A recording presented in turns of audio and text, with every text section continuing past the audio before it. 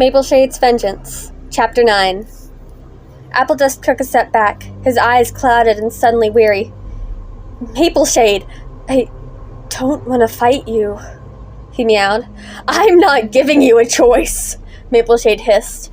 She bunched her hindquarters beneath her and lunged at him. Appledusk dodged away. Just leave, he gasped. There was a crackle of stalks behind him, and Reachad appeared.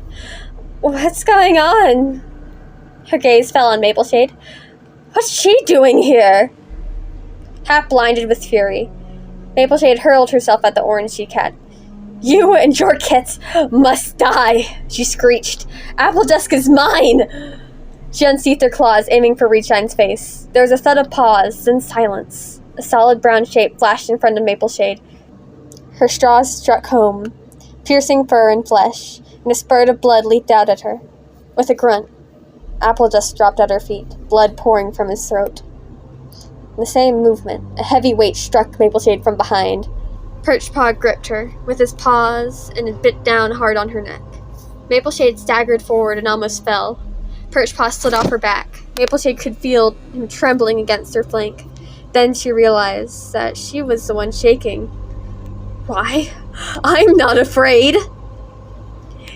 He's dead! Reachad shrieked, crouching beside Appledusk. She stared at Mapleshade, her horrified eyes ringed with white. You killed him! Mapleshade tried to take a step forward, but her legs felt strangely heavy, and her vision was blurred. Is it raining? She wondered. Something hot and wet spilled down her front legs. There was a dull ache behind her ears. She shook her head, and bright red droplets battered the ground like little fallen leaves. Something small and ginger and white stirred beside Appledusk's unmoving body.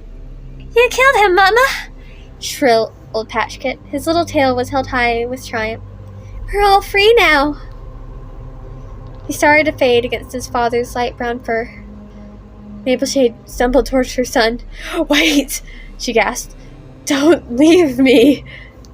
Reachad rose up from behind Appledusk and hissed at Mapleshade. Don't come any closer! What you have done here is more terrible than anything a clan cat has done before. But you have not won Mapleshade. Appledusk will live on in his kits, and in their kits, and their kits in turn. His spirit will not die. He will be a part of RiverClan forever. Mapleshade swayed, feeling the soil sticky beneath her paws. Then I will watch over all your kin and punish each one for what you did to me, she rasped. My vengeance is not finished yet. It will never be finished. She lurched forward, the bushes behind the willow tree. She dimly heard Perchpaw start to follow her, but Reachad called him back. She has done enough harm. Mapleshade heard her mew. Let her crawl away to die alone. Mapleshade forced her way through the undergrowth. She felt no pain, just a strange numbness that seemed to be spreading through her body. She reached the edge of the bushes, and the walls of the two-legged den where she had slept on her first night of her exile loomed in front of her. But Mapleshade was too weak to go any further. She slumped to the ground, feeling dirt and tiny stones grind into her blood-soaked fur. She closed her eyes, waiting for the faces of her kits to appear, and thank her for everything she had done. But there was nothing behind her eyes except swirling darkness, battered by an icy wind and unbroken by even a glimmer of stars. Mapleshade felt the first stirrings of fear. StarClan, where are you? Where are my kids? Patchkit, it's you, exclaimed the cat. Do you remember me? I'm Miller. We met once before. Mapleshade felt his nose pressed along her flank. You're badly hurt, mewed the little cat. You poor thing, come on, let's get you inside. With surprising strength, he boosted Mapleshade to her feet with his shoulder and guided her into the two-legged dane. Mapleshade collapsed onto a pile of hay. Lost everything, she thought. What do I have left to live for? There was a bustle of movement beside her, and the black and white cat started dabbing her fur with a wet piece of moss. Mapleshade was too weary to push him away. She half opened one eye and saw blood flowing freely down her shoulder, pooling beneath her. Too much! There's too much! Fretted Miller. He dabbed more frantically. Did a clan cat do this to you? Mapleshade closed her eye again and nodded. The little cat sighed. There is no end for their wildness and thirst for blood, he muttered. You should have left while you had the chance. Leave? How could I ever leave? I swore to avenge the deaths of my kids, and that's what I have done. And yet, that vengeance is not over. Because Appledusk will live on and reach Giant's kids. I will never be finished. Miller curled up beside her, hardly flinching as his fur pressed against her bloody body. I'll stay with you, he promised. You're safe now. Mapleshade unseathed her scarlet broken claws. Leave me alone, she rasped, forcing herself to lift her head and glare at her companion. I don't need anyone. The black and white cat stood up and looked down at her with sadness in his eyes.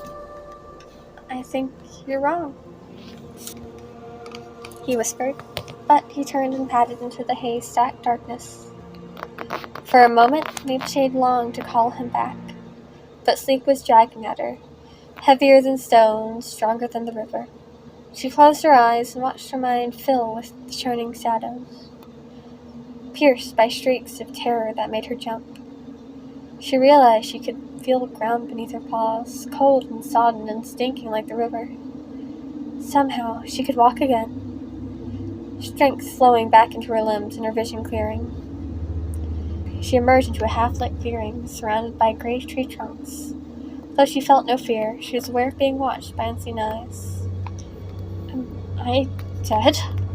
She meowed out loud, listening to her voice echo between the trees. Is this StarClan? She looked up, but there was no stars in the thick black sky above her, not even a glimmer of silver beyond the rustling leaves.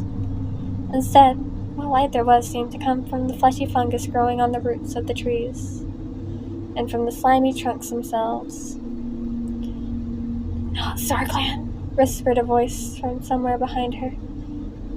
This is the dark forest, the place of no stars. We welcome you, Mapleshade. Mapleshade spun around. Who are you? Show yourself. Never, hissed the voice. You have come here to walk alone in your blood-soaked memories. Instead of dread, Mapleshade felt a surge of triumph. She was here because of what she had endured. Then there would be other cats like her. Cats who understood what she had gone through, who knew what it was to stand up to their enemies and dole out immeasurable pain. She would find these cats. Whatever the voice had told her, train them to be as strong and fearless as she was. Use them to cause more trouble for the clans than the warriors could imagine in their worst dreams. Mapleshade had found a place where she truly belonged. From here, she could cause more suffering than when she had been alive, and fighting her battles alone. For all eternity, Appledusk kids would mourn the day he had destroyed the lives of a ThunderClan warrior. Just as she had promised to read Shine, Mapleshade's deep desire for vengeance would never sleep.